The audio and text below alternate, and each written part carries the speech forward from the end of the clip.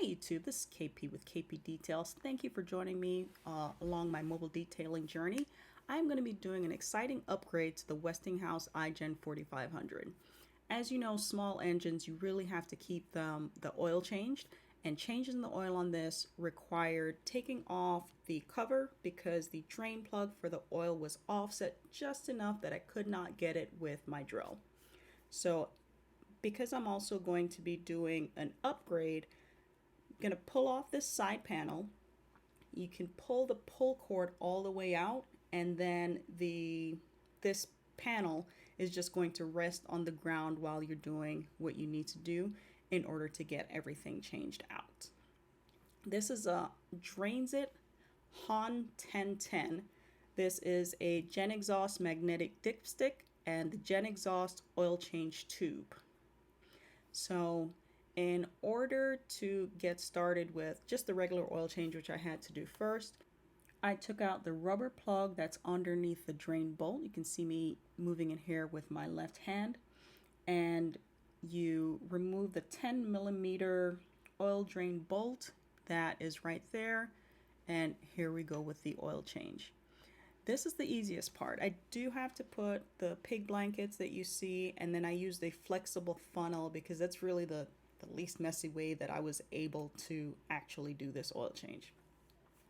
Next, and this is going to come in the instructions for the Drainsit HON 1010, it tells you to go ahead and use a 13mm crescent wrench, and you're going to take off right now it's the female opening where that 10mm drain bolt was located.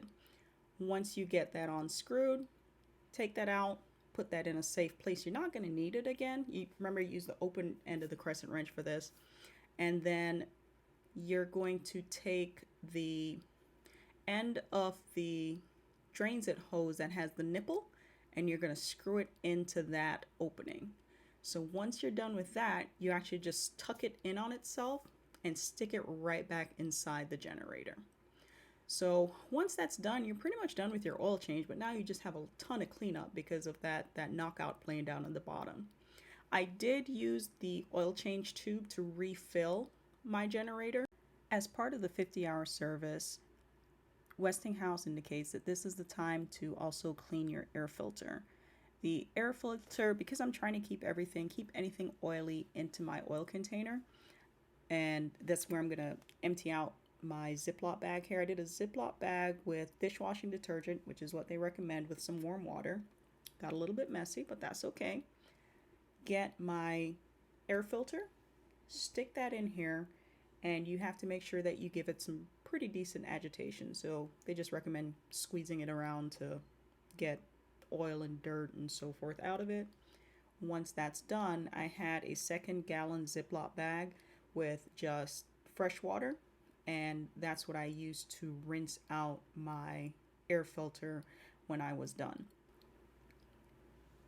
I inspected the air filter, and since it was in good shape, decided to go ahead and reuse it. Really no use to replace it if there are no rips or anything in it. And then this was in the morning, so I actually left this to dry outside, took a shower, came back, and here I am with the same oil that I use, which is the 5W30. I'm doing the synthetic oil for the generator, and you're supposed to rub the oil into the generator, not too much so that it's dripping oil. So I just ended up massaging it in over a couple of different times in order to get the air filter to the right amount of oil in it without going crazy and having it smoke. Because if you do put too much oil on it and you put the air filter back in, it will smoke in the generator. If that happens, from what I'm understanding, it's not the end of the world, but you know, if I can avoid it, might as well. So once that was done, the air filter is on the other side of the generator. You just get everything lined up, put it back in, get your cover, get the 2 little thumb bolts that are there, and get everything screwed in. The design of this generator has my air filter on the right side, and then my oil was on the other side. So now once I am done, I am going to go ahead and get both side pieces back on the generator so we can get it started up and make sure everything is good. All items used in this video will be listed in the description and there will be links to them. If you are interested in these type of videos, please remember to subscribe, like, comment, and share. Here is the end product. This will make future oil changes easier and the magnetic dipstick will keep metal shavings out of the oil. Thanks and see you on the next one.